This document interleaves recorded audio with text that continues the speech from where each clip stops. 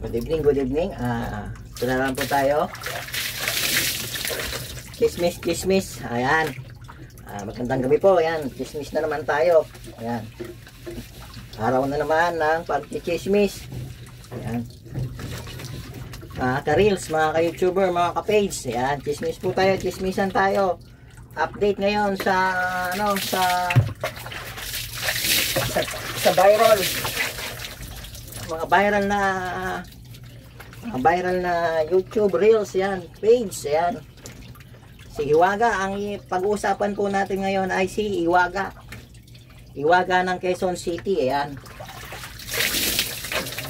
Usap-usapan po kasi ngayon, nag-viral yung isang content creator na tinanong si Hiwaga kung sa kanya po ba yung Pares overload.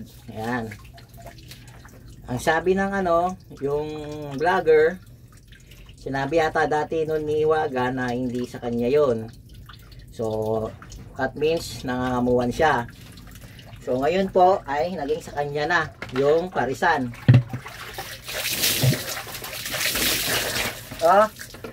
Chismis, so pwede pong mangyari yon.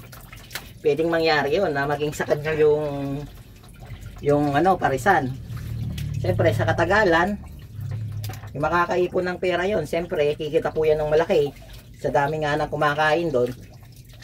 Siyempre ang mangyayari, magiging kasosyo na siya kaysa umiwalay siya doon sa may-ari. So ganyan po ang magiging labanan dyan. So tama lang po si Hiwaga doon sa sinagot niya na co-owner na siya doon.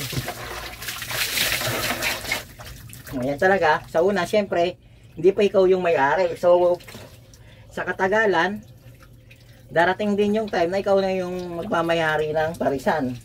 O kaya, pwede ka na rin co-owner, syempre. Syempre, ikaw yung nakapatakbo, ikaw yung kilala. So, ang mangyayari, kung hindi ka kinuha, syempre, iiwalay ka, magiging sa iyo yung customer. So, tama po yung ginawa ni Hiwaga. Nag-co-owner na rin siya. So, ganyan po talaga. Tama, nung una hindi sa kanya, sumikat na siya.